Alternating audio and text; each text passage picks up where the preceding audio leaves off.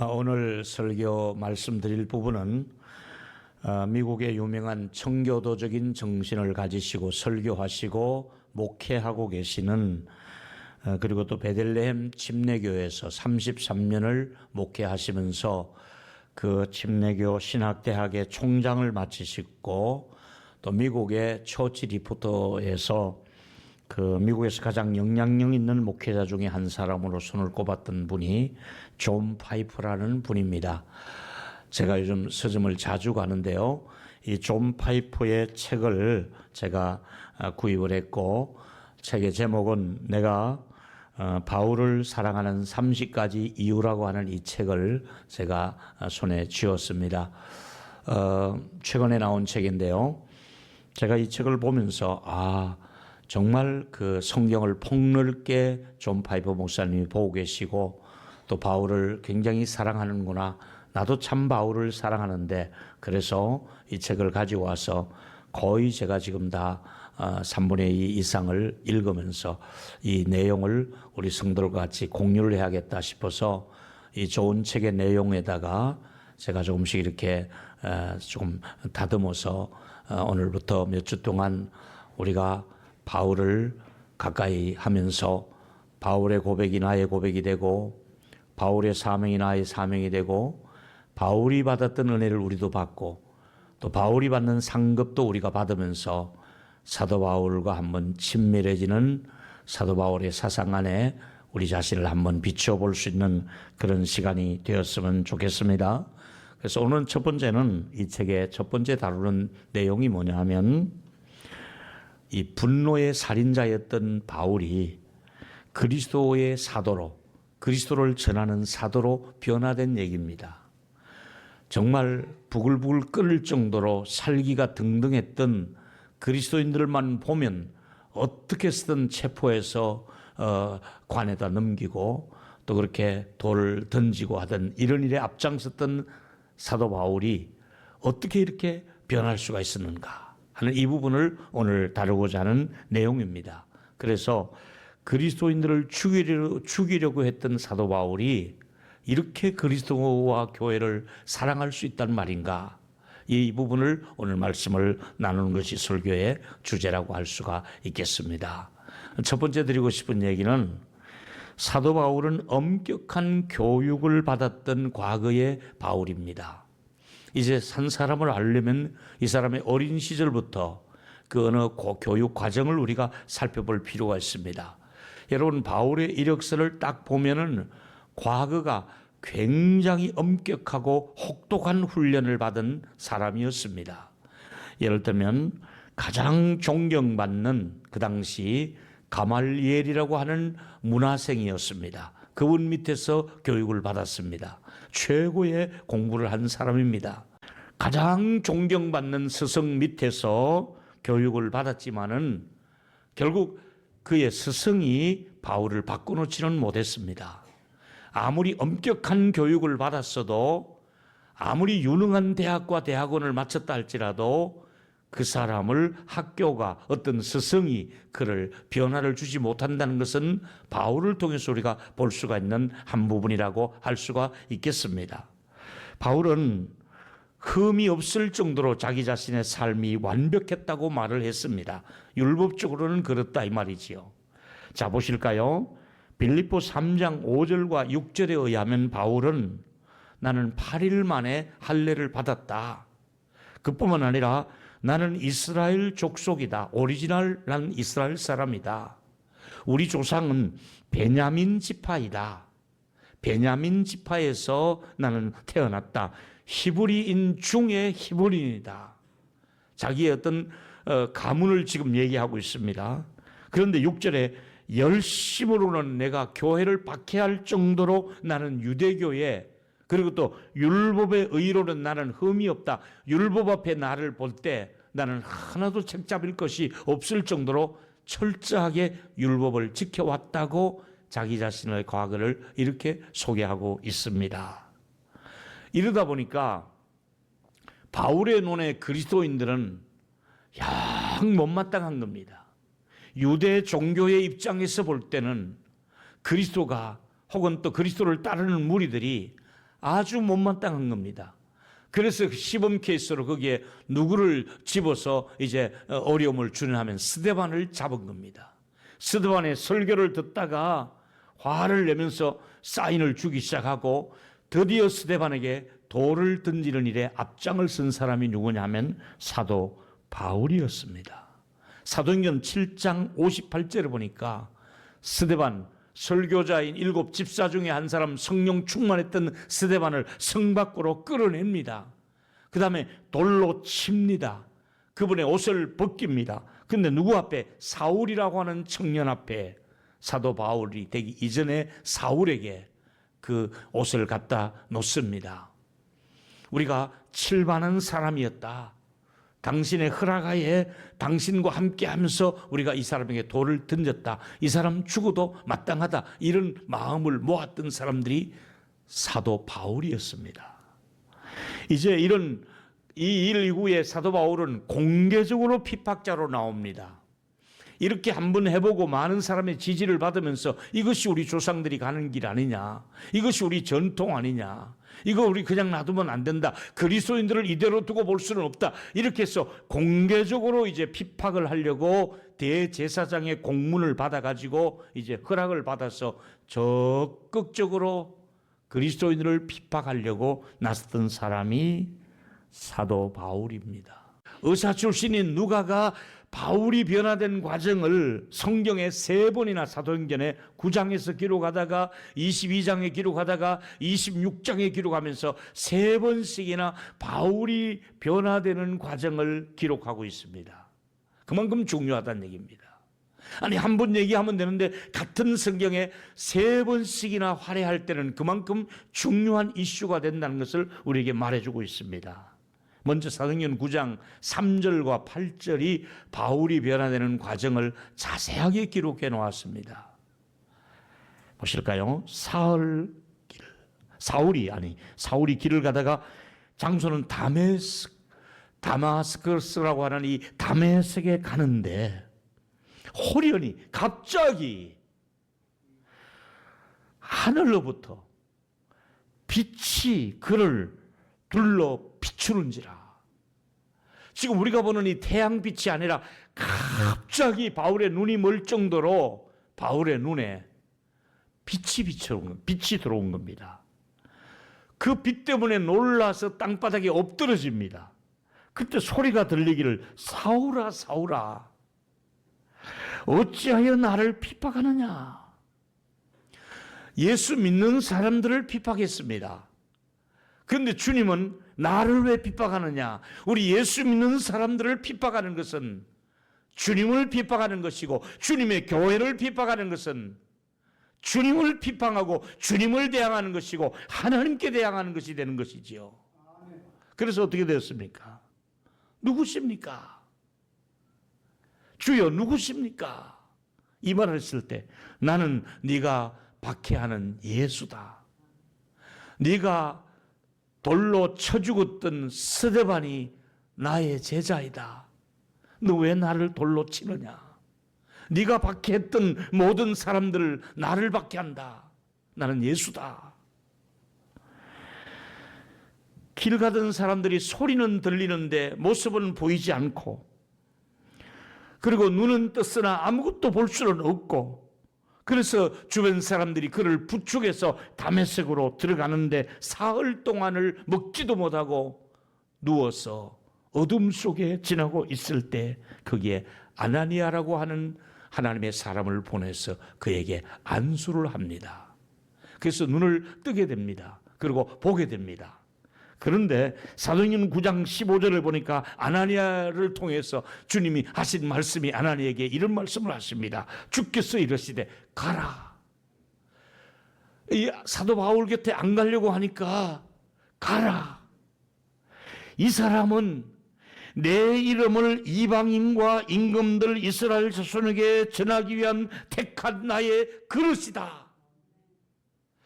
바울을 하나님께서 지금 거꾸로 틀어놓고 아나니아를 보내면서 하신 말씀이 가라. 내가 이 사람을 들어서 이방인들 앞에, 임금들 앞에, 전 세계 앞에 내가 쓰려고 따로 구별해 놓은 나의 택한 그릇이다 이러면서 하나님이 가서 안수해 주라는 겁니다. 여러분, 여기서 우리는 핍박자로 살아왔던 그를 하나님의 계획은 쓰시려고 하는 택한 그릇이었다는 것이 하나님의 숨어있는 계획이었습니다. 혹시 여러분 주변에서 핍박하는 사람이 있죠? 지금은 많은 언론에서 우리 기독교인들을 그렇게 달갑게 보지 않습니다. 그러나 저는 믿고 있는 것은 언젠가는 하나님의 교회와 하나님의 백성들과 예배를 우호적으로 보고 고맙게 여기고 당신들 때문에 이 나라가 하나님의 은혜를 입고 산다고 고백하는 많은 간증자들이, 변화되는 간증자들이 우리 주변에서, 여러분의 핍박자 속에서, 여러분의 가족 중에 핍박하는 사람들이 이런 영적인 변화가 일어나는 역사가 있게 되기를 축원하겠습니다. 또 하나, 이제 두 번째 다루고 싶은 것은 가장 잊을 수 없는 사건을 경험한 것이 다메섹 사건일 겁니다. 바울이 많은 사건을 경험하지만은 가장 기초적이며 근본적인 사건이 뭐냐 하면 우리 주님을 직접 만나는, 부활의 주님을 직접 만나는 다메섹의 사건이잖아요. 야, 우리 제자들과 다르게 특별하게 만나 주셨잖아요. 주님을 따르지도 않았고 같이 한번 밥도 한번 먹은 적이 없고 같이 주님에게 무슨 대화도 한번 한 적이 없는데 특별하게 하나님께서 아주 초자연적인 역사를 통해서 부활하신 우리 주님이 마지막으로 이 바울을 만나시고 그 뒤로 이제 성천을 하시잖아요. 여러분, 사도 바울이 회심한 이 사건은 당시 초대교회 교인들에게는 얼마나 충격적인 사건이겠습니까? 그렇게 우리를 핍박하시더니, 그렇게 살기 등등해서 예수 믿는 사람들에게 어려움을 주더니 그분이 사도가 되었대. 그분이 우리 예수 그리스도를 증거하는 증인이 되었다는 거, 이거 믿어도 되는 거야. 그래서 사도들은, 다른 사도들은 사도 바울 만나자 그러면 좀 꺼렸습니다. 혹시 속내를 숨기고 있다가 우리에게 접근해 와서 우리를 또 어려움 주는 거 아니냐? 우리가 믿어도 돼? 그 사람 변화 믿어도 돼? 우리가 정말 가까이 해도 괜찮은 거야? 이 정도로 사도들마다 사도 바울을 가까이 하는 것을 꺼릴 정도로 아주 조심스럽게 접근하지 않으면 안 되는 것이 그만큼 그 시대에 충격적인 사건을 일으켰던 사람 아니겠습니까? 그래서 이 변화된 사건은 나중에 바울이 뭐라고 그럽니까? 나를 보고 모델을 삼아서 하나님께 영광이 되었으면 좋겠다, 그 말을 하고 있습니다. 내 과거를 보고 이런 사람도 하나님이 선택하셔서 하나님이 쓰시는 도구가 되었다는 샘플이 되었으면 좋겠다, 그 말을 하는 거예요. 살인자였던 그가 이제는 사랑하는 자로 변화가 되었습니다. 결정적인 핵심은 십자가에서 죽으신 우리 예수님께서 부활하셔서 바울을 만나 주시니까, 부활의 목격자가 되니까 이렇게 변화가 된 것처럼 우리 모두가 정말 주 예수 그리스도를 인격적으로 만나고 나면, 성령을 통해서 예수를 만나고 나면 우리 안에도 이미 이 변화가 일어났고 계속해서 이런 변화가 우리 안에서 꿈틀거리며 새로운 영적인 지각 변동이 일어나며 변화가 될 줄 확신하시기를 바라겠습니다. 이제 드디어 바울이 예루살렘에서 다메섹으로 가는 그 길은 그동안 수많은 사람들이 지나가는 길목이었습니다. 많은 행인도 지나가고 장사하는 사람도 지나가고 많은 스승들도 지나가고 사업가도 지나갔을 것입니다. 그 길을 많은 사람이 왕래하는 중에 그 시점에 사도 바울을 주님이 만나 주신 것이지요. 사도 바울이 빼놓을 수 없는 고백 중의 고백은 하나님의 긍휼을 입었다는 것이잖아요. 여러분, 참 저는 바울이 이 말이 제 안에 늘 남아있는 말씀이기도 합니다. 내가 긍휼을 입은 까닭은, 바울이 긍휼을 입은 그 까닭이 뭐냐? 우리에게 하나님이 긍휼을 주신 것이 뭐냐? 예수 그리스도께서 먼저 오래 참으시사, 그 다음에 나중에 그 참는 자들에게 본이 되게 했다. 하나님이 저와 여러분을 긍휼을 베푸셔서 오래 참아주셨다가 때가 되어 부르셨습니다. 하나님이 참고 계시다가 저와 여러분을 불러주신 것입니다.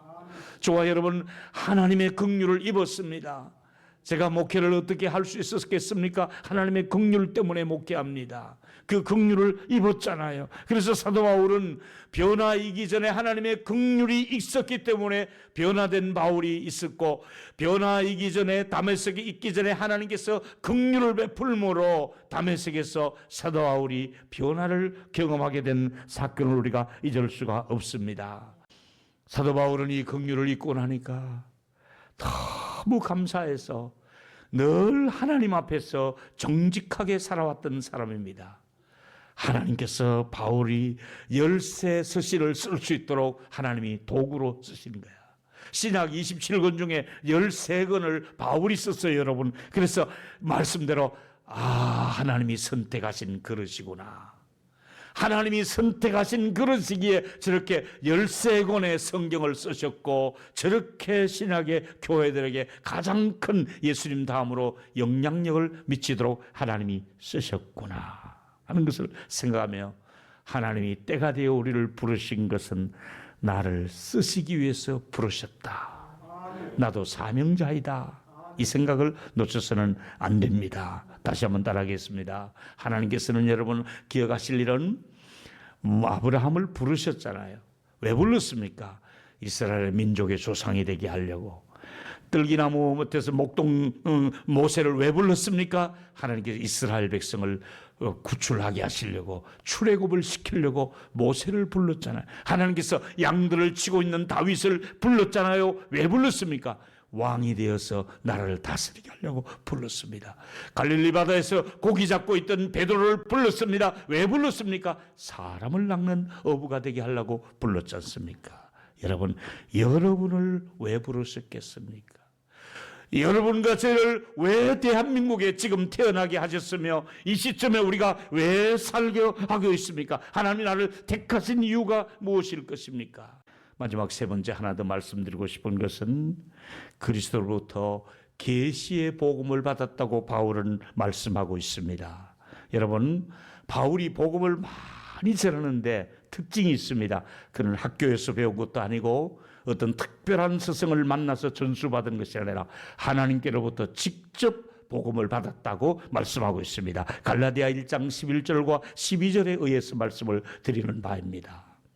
형제들아, 내가 너에게 알게 하노니 내가 전한 복음은, 내가 너희들에게 전하는 복음은 사람의 뜻을 따라 난 것이 아니니, 사람들에게 내가 이렇게 주워들은 얘기가 아니다. 그 다음에 중요한 얘기는 12절에, 이는 내가 사람에게 받은 것도 아니요 배운 것도 아니요 오직 예수 그리스도의 계시로 말미암은 것이라. 특별 계시라고 얘기합니다.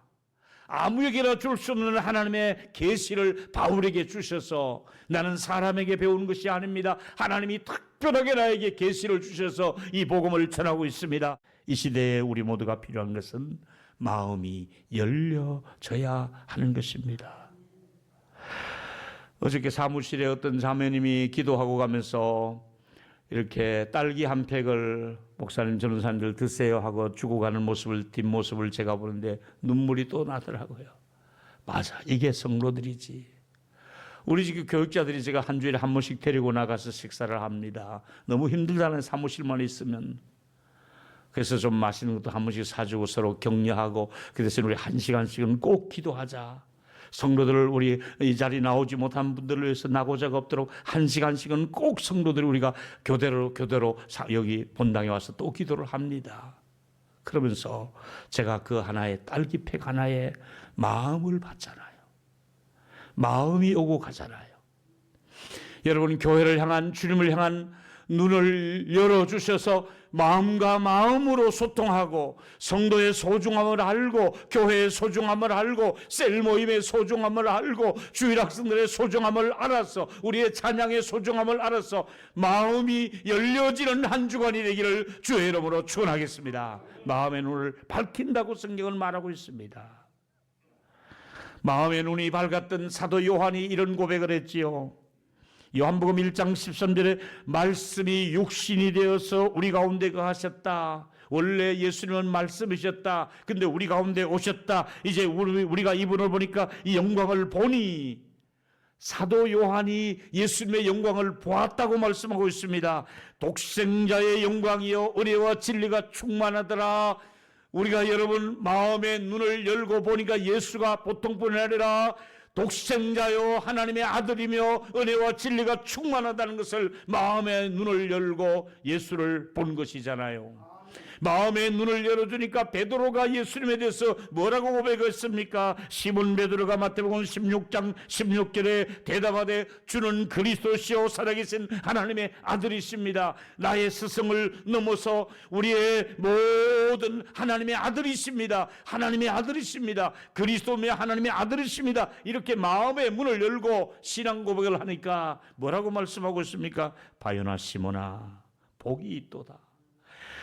이를 알게 한 사람은 내가 아니라 하늘에 계신 너희 아버지가 너의 마음을 열어주었구나, 이 말이거든요. 그리고 이 복음, 또 이 사도신경 신앙 고백 위에, 사도의 고백 위에 교회를 세웠잖아요. 믿음의 고백 위에 교회를 세우게 되잖아요.